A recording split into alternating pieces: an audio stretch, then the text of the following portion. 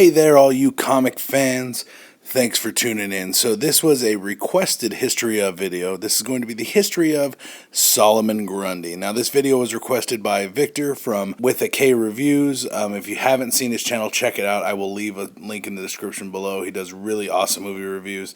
But he did request the history of Solomon Grundy. Now just so you guys know, I am going to focus on the Earth 2 Solomon Grundy, which is the original one that we did get, and happens to be the one that has had the most publication history. So Vic, here you go, dude. Lay it on down. So let's get right into this history of Solomon Grundy. First appeared in All American Comics number 61 in October of 1944. He was created by Alfred Bester and Paul Rainman. In the late 19th century, a wealthy merchant named Cyrus Gold is murdered and his body is disposed of in the Slaughter Swamp, near Gotham City. 50 years later, the corpse is reanimated into a huge, shambling figure, composed partly of swamp matter that has accumulated around the body over the decades. With almost no memory of his past life, Gold murders two escaped criminals who are hiding out in the marsh and steals their clothes. He shows up in a hobo camp. When asked about his name, one of the few things that he can recall is that he was born on a Monday. One of the men at the camp mentions the nursery rhyme character Solomon Grundy,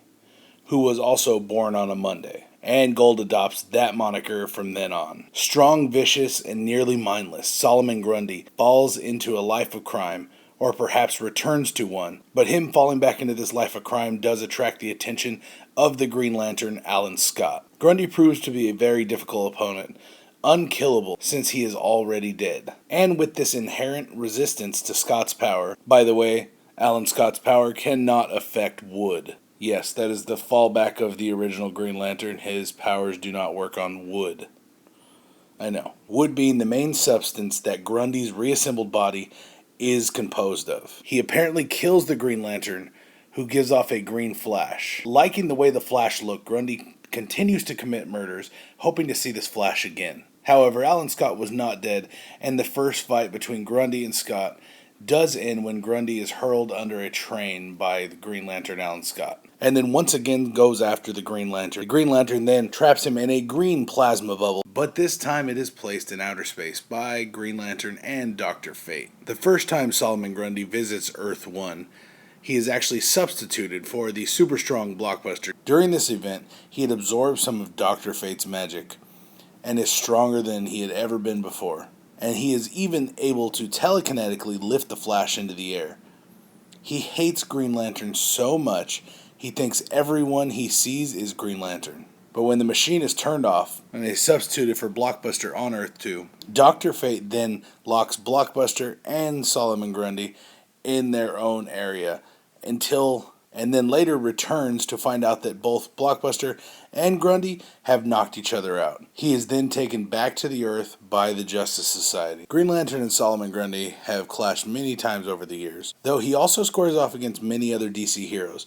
One storyline, the Batman The Long Halloween number 12, involves Grundy and a newly disfigured Harvey Dent, striking up an odd friendship after Dent escapes to the sewers to plot his revenge on Carmine Falcone. Grundy also appears early in the story while Batman pursues one of the suspects who bombed Dent's house. Grundy attacks both of them, but Batman drives him off by blinding him with a shot of mace. Later, after a somewhat funny twist in The Long Halloween, Batman provides Solomon Grundy with a Thanksgiving dinner. Grundy has been seemingly destroyed on several different occasions, only to rise from the swamp again in a new incarnation. Every version of Grundy has somewhat different from the last, depending on the medium used to dispatch him, and the drawing style of the current artist, obviously. With the Infinite Crisis series coming in, Grundy is manipulated by Gorilla Grodd via mind control into attacking Batman and Superman for President Luthor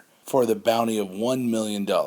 In the Blackest Night series, in the one-shot Faces of Evil, Solomon Grundy, Cyrus Gold returns to life in Slaughter Swamp, as he was prior to becoming Solomon Grundy. He returns to Gotham City, but is shot by police after attacking a charity worker. In the police morgue, he transforms back into Solomon Grundy. Grundy is once more the unintelligent monster, repeating the opening line of the nursery rhyme. A week later, after retreating to the sewers, he has a fight with Killer Croc. At the end of the fight, he is exhausted. He reverts to the Cyrus Gold persona once again. He He finds himself in front of his own grave, where the Phantom Stranger tells him he has 7 days to undo the curse, as there is an unholy night coming, as black as the dead's blood, and it's best if Solomon Grundy was not around for it. Obviously, this was a reference to the Blackest Night storyline, which was approaching, written by Jeff Johns, with his 1 week that he is given to find the truth of who murdered him, because if he does, he can actually repent all of his sins and gain absolution. Alan Scott and the Phantom Stranger were given as his guides throughout the week, while Etrigan was actually trying to take him down to hell. Eventually, with his investigation, he did find out that Gold himself had actually committed suicide, meaning he forced the curse of Solomon Grundy upon himself. At the end of the miniseries run, when he sees Grundy reanimated as a Black Lantern and Cyrus Gold in hell, Grundy then tracks down and attacks Bizarro, using the past friendship they had to stir up the creature's emotions. Bizarro eventually manages to defeat Grundy by flying him into the sun, which completely incinerates him, and the Black Ring. Now, in the New 52, Grundy is once again a villain of Alan Scott, first appearing in Earth 2, number 3. Grundy personifies the gray, life-destroying forces that opposes the Green Lantern's force. In this story, Grundy attacks Washington, D.C. to get Alan Scott's attention. Flash, Hawkgirl, and Green Lantern fight him, but Adam brings him down temporarily by jumping onto him in giant size. The battle continues until Scott once again exiles Grundy to the moon, where he can do no more damage. Eventually, Grundy's origin is revealed. A slaughterhouse worker in 1898, his wife was raped by his callous foreman, and she killed herself on the job. When the foreman made the workers feed the body to the crocodiles, Grundy snapped, killed the foreman and everyone else at the slaughterhouse, then committed suicide. So just a breakdown of Solomon Grundy. His powers consist of superhuman strength and stamina. His strengths are varied greatly through the years. For instance, in the Long Halloween story arc, Batman beats Grundy, while in various points his strength is on par with Superman in different storylines. He is virtually indestructible and immortal, thanks to the elemental energy that imbues his form.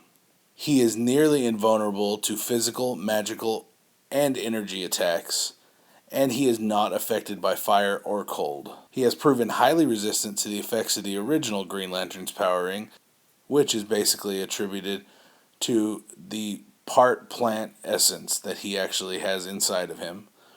And the original Green Lantern's power ring cannot affect wood, which his body is mostly made out of. And later on down the line, he actually becomes a partial plant elemental, such as Swamp Thing is. Now guys, Solomon Grundy has been part of many teams over the years, such as the Injustice League, Injustice Society, Legion of Doom, Secret Society of Supervillains, the Suicide Squad, and the Black Lantern Corps. Now guys, Solomon Grundy is an amazing character. He has been around since the freaking 40s. And he has been through so many things. A lot of people just assume that Solomon Grundy is a Batman villain, but as you can see, he started off as an Alan Scott Green Lantern villain, and that's where the majority of his stories come from. Most of people today in the newer age of comics just see the Batman storylines where Solomon Grundy fights Batman, but little do they know he tangles with the Green Lantern Alan Scott. So guys, let me know what you guys thought about this history of in the comment section down below. Make sure you hit that like, thumbs up button for me if you would be so kind, and then make sure you Hulk smash that subscribe button, or Solomon Grundy smash that subscribe button, to make sure you keep up with all the nerd news, updates, and reviews I put out every single day, guys. I'm Andrew. You have been watching Nerdsmerized. Peace out, guys. If you guys liked the video you saw, make sure to share me on Facebook and Twitter, and also there will be a link of some of my top videos in the description below. Make sure to check them out, guys. And make sure you guys Hulk smash that subscribe button, because you've just been Nerdsmerized. Peace out.